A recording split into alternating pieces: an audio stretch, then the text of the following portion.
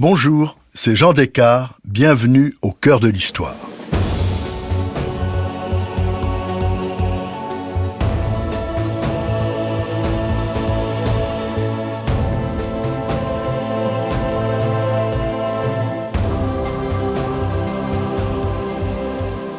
À l'occasion de la Fashion Week, événement qui fait converger 2 fois par an chroniqueurs de mode et acheteurs du monde entier à Paris, je vous raconte la passion d'une reine pour la mode.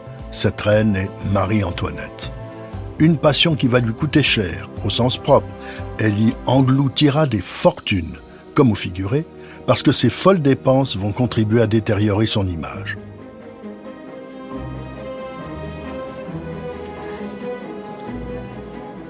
Chaque année, pour la fête du roi Louis XVI, la Saint-Louis, une grande exposition est organisée au Palais du Louvre. Elle y réunit les peintres les plus en vue. Y présenter ses œuvres est un honneur et, justement, cette année-là, le 25 août 1783, Madame Vigée-Lebrun expose dans la première salle 2 portraits, celui de la comtesse de Provence, belle-sœur de Louis XVI, et surtout celui de la reine. Elles sont toutes les 2 vêtues d'un costume comparable qualifié en gaule. Ce terme désigne une souple robe de fil blanc, bordée de mousseline au col et aux poignets. La taille est marquée par une écharpe nouée. La reine est coiffée d'un simple chapeau de paille orné de plumes et de rubans bleus. Elle tient dans la main gauche une rose dont elle entoure la tige d'un ruban de la main droite. La reine est belle et sereine dans cette tenue aérienne, mais ce tableau provoque une tempête. Le mémorialiste Bachaumont l'explique. Bien des gens ont trouvé déplacé qu'on offrit en public cet auguste personnage sous un vêtement réservé pour l'intérieur d'un palais. Il est à présumer que l'auteur, Madame Vigée-Lebrun, y a été autorisée et n'aurait pas pris d'elle-même une telle liberté. Le public est choqué par la tenue bourgeoise de la reine. On va même la qualifier de femme de chambre. Le tableau est vite retiré de l'exposition et remplacé par un autre portrait de la reine, toujours par Madame Vigée-Lebrun. Marie-Antoinette a exactement la même pose, tient toujours la même rose dans sa main droite, mais elle a changé de robe et de coiffure. Elle est vêtue d'une somptueuse robe de soie gris-bleu, dite couleur suie des cheminées de Londres, et ornée de dentelles. Et un turban de soie décoré de plumes remplace le chapeau de paille. 2 rangs de perles ornent son cou. Marie-Antoinette est redevenue la reine. Si Madame Vigée-Lebrun a peint les 2 tableaux, il faut noter que les 2 robes comme les 2 coiffures ont été réalisées par la marchande de mode la plus célèbre de Paris, mademoiselle Rose Bertin. Comment Rose Bertin est-elle devenue la couturière quasi exclusive de Marie-Antoinette et comment a-t-elle réussi à s'introduire dans son intimité? Comment a-t-elle transformé Marie-Antoinette en reine de la mode? Lorsqu'elle arrive à Versailles en 1770 pour épouser le dauphin Louis, Antonia, la plus jeune des filles de l'impératrice d'Autriche Marie-Thérèse, n'a que 15 ans. Si les traits de son visage ne font pas l'unanimité, on s'accorde à lui trouver un teint de lys, de très beaux yeux bleus, de magnifiques cheveux blonds. Sa grâce, lorsqu'elle se déplace, fait l'admiration de tous. Elle ne marche pas, elle glisse. Il est vrai qu'à Vienne, où elle est née, on lui a appris la danse, la musique avec Gluck comme professeur, le chant, le dessin et la broderie. Elle n'est que charme et gaieté, mais elle a bien du mal à s'adapter à cette cour de Versailles qui impose une étiquette sévère. À Vienne, tout était beaucoup plus simple. Alors elle fera quelques gaffes, notamment en refusant de se montrer aimable à l'égard de la maîtresse du roi Louis XV, grand-père de son mari, le dauphin, la comtesse du Barry. La mère de la dauphine, par lettre, et l'ambassadeur de Vienne à Versailles, Mercy Argenteau, de vive voix, vont se charger de la recadrer. La mode, elle ne sait pas ce que c'est. On va lui donner comme maîtresse de sa garde-robe la duchesse de Villars, qui avait occupé le même office auprès de la reine Marie Leczinska 30 ans auparavant. Madame de Villars fait appel aux marchandes de mode auxquelles elle s'adressait du temps de la défunte reine. Ses anciens fournisseurs font convenablement leur travail, mais n'habillent pas très bien la jeune dauphine. Marie-Antoinette n'a aucune envie de porter les corps à baleine, ces corsets extrêmement rigides, obligatoires avec les robes de cour de l'époque. En revanche, la vie à Versailles va rapidement séduire la dauphine. Les bals, les fêtes, le jeu l'enchantent. Elle commence aussi à remarquer autour d'elle l'élégance de certaines grandes dames de la cour, la duchesse de Chartres, les comtesses d'Artois et de Provence, belle-sœur de la reine, et même la du Barry, dont les robes ont toutes la même provenance, mademoiselle Bertin. Si, en raison de l'étiquette implacable, la dauphine n'a pas le droit de choisir ses fournisseurs, Marie-Antoinette, en devenant reine à la mort de Louis XV en 1774, peut enfin rencontrer la mystérieuse mademoiselle Bertin. Cela se produira à Marly en juillet 1774. La duchesse de Chartres, cousine par alliance de la reine, se présente un matin chez Marie-Antoinette, accompagnée de Rose Bertin. Beaucoup plus tard, Madame Campan, première femme de chambre de la reine, s'en souviendra. C'est au premier voyage de Marly que Madame la duchesse de Chartres, devenue depuis duchesse d'Orléans, introduisit dans l'intérieur de la reine Mademoiselle Bertin, marchande de mode devenue fameuse à cette époque par le changement total qu'elle introduisit dans la parure des dames françaises. Née en 1747 à Abbeville, en Picardie, pays du textile et de l'industrie de la draperie, dans une famille modeste, elle aurait dû travailler dans une de ses filatures. Mais elle sait lire et écrire, a de l'ambition et un don. Elle commence par être coiffeuse et décide, lorsqu'elle a 18 ans, de tenter sa chance à Paris. Elle est d'abord employée dans une obscure boutique du quai de Gesvres, près de Notre-Dame, mais son goût de l'ouvrage bien fait et sa créativité la font remarquer par la patronne d'une maison de mode située dans un quartier beaucoup plus élégant, la rue Saint-Honoré. La chance de sa vie sera alors de confectionner la robe de mariage de mademoiselle de Penthièvre qui épouse le duc de Chartres le 5 avril 1769. La robe est éblouissante et la toute nouvelle duchesse de Chartres a déjà toutes les qualités qui caractérisent la famille d'Orléans. Elle sait repérer les talents, les encourager et les récompenser. Grâce à la duchesse de Chartres, mademoiselle Bertin ouvre son propre magasin rue Saint-Honoré en 1773, à 2 pas du Palais Royal, résidence de la famille d'Orléans.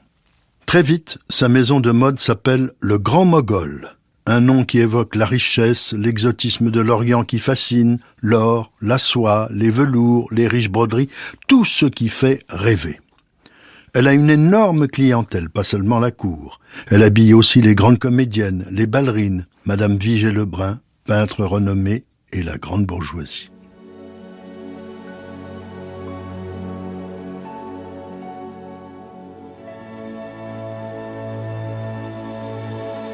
À partir de sa rencontre avec Rose Bertin, Marie-Antoinette se découvre une passion pour la mode.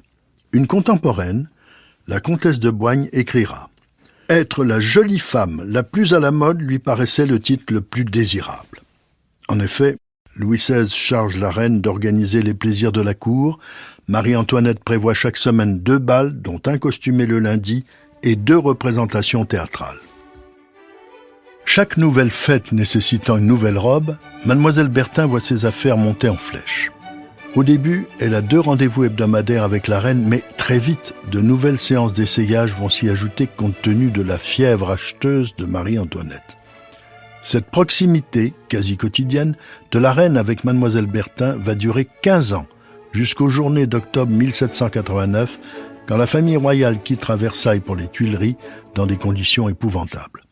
La reine découvre avec fébrilité les échantillons de tissu que Rose Bertin transporte dans un portefeuille rouge. Les essayages, les retouches, tout va se faire dans les appartements de la reine à Versailles, plus exactement dans le salon de la Méridienne.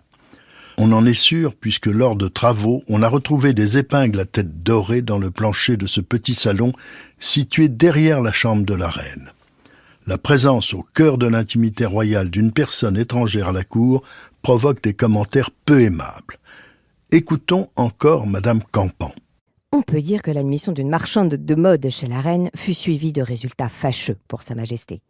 L'art de la marchande, reçu dans l'intérieur, en dépit de l'usage qui en éloignait sans exception toutes les personnes de sa classe, lui facilitait les moyens de faire adopter chaque jour quelques modes nouvelles. La reine, jusqu'à ce moment, n'avait développé qu'un goût fort simple pour sa toilette. Elle commença à en faire une occupation principale. Il est vrai que Rose Bertin va profiter de la notoriété que procure sa royale cliente. Non seulement les factures extravagantes qu'elle présente à la reine sont réglées sans retard, mais le fait qu'elle puisse apposer sur le frontispice de son magasin « Marchande de mode de la reine » lui assure une clientèle encore plus nombreuse. Encore mieux, les femmes illustres de l'Europe entière seront habillées par Mademoiselle Bertin, la reine de Suède, la grande-duchesse de Russie Maria Feodorovna, belle-fille de la grande Catherine, la reine d'Espagne, la reine de Bohême. Sa notoriété est immense, mais bien sûr, la reine de France aura toujours la priorité de ses créations. Elle est habile, agrandit son magasin et ses ateliers, elle augmente son personnel, elle veille toujours à la qualité parfaite de son travail, choisit les meilleurs fournisseurs dans tous les domaines, tissus, dentelles, rubans, plumes, bijoux. Cordonniers, gantiers, chausseurs, les meilleurs de Paris travaillent pour elle. Créatrice de talent, c'est aussi une remarquable femme d'affaires. On peut presque dire que Mademoiselle Bertin a été une pionnière de ce que nous appelons aujourd'hui la haute couture.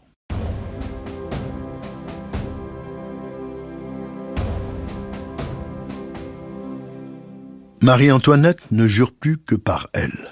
Ses robes de cour, dites robes à la française, sont somptueuses. La reine accepte le double supplice du corset et du panier.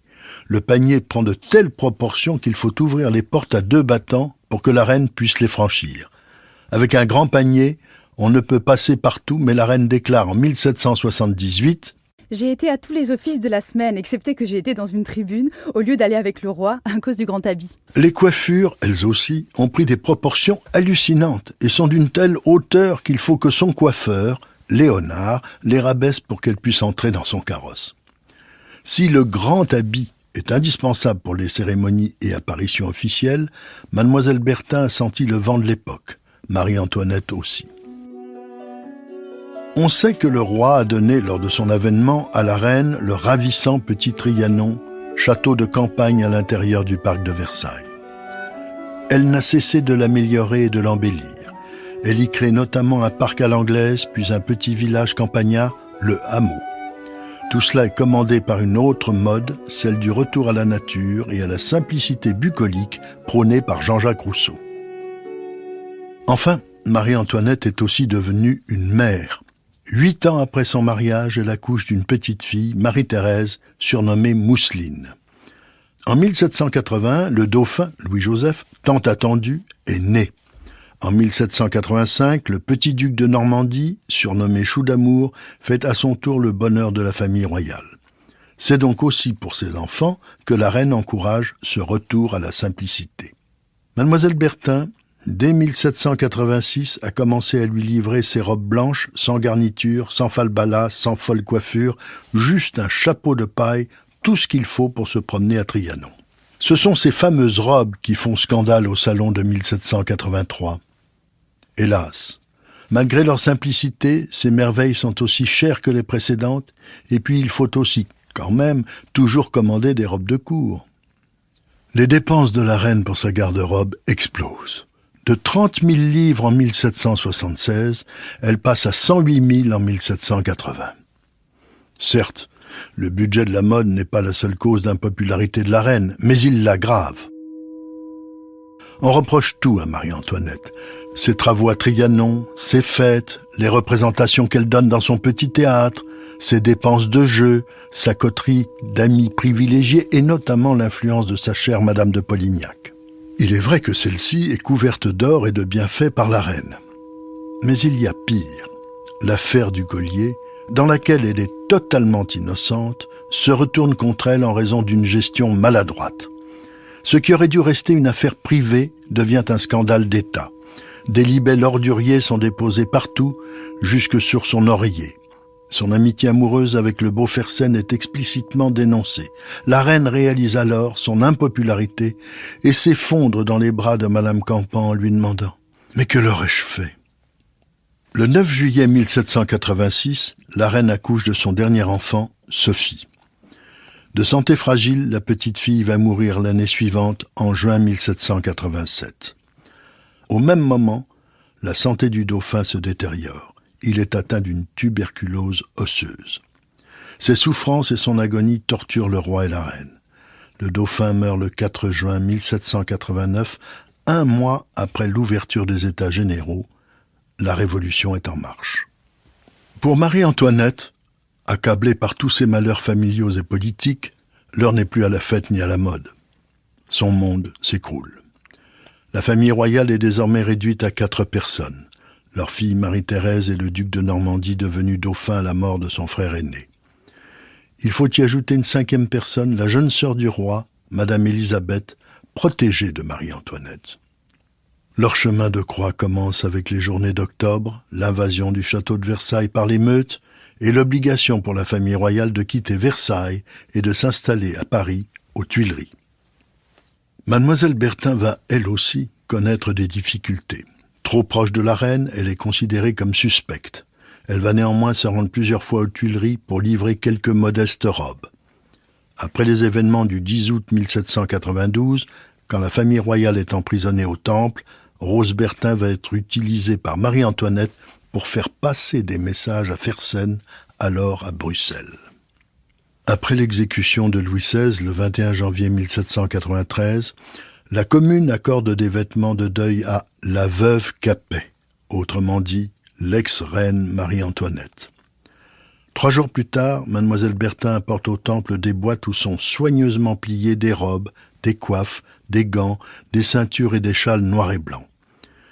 La fille de Louis XVI et de Marie-Antoinette, la seule survivante du temple, racontera plus tard « Nous pûmes voir les personnes qui nous apportaient les habits de deuil, mais en présence des municipaux. » C'est la dernière rencontre entre les 2 femmes. Lorsque Marie-Antoinette est guillotinée le 16 octobre 1793, Rose Bertin a déjà immigré en Angleterre. Elle survivra à la Révolution, mais sa maison de couture aura perdu tout prestige. D'autres vont lui succéder. Mademoiselle Bertin n'était plus à la mode. Elle s'éteindra en septembre 1813 à Saint-Cloud.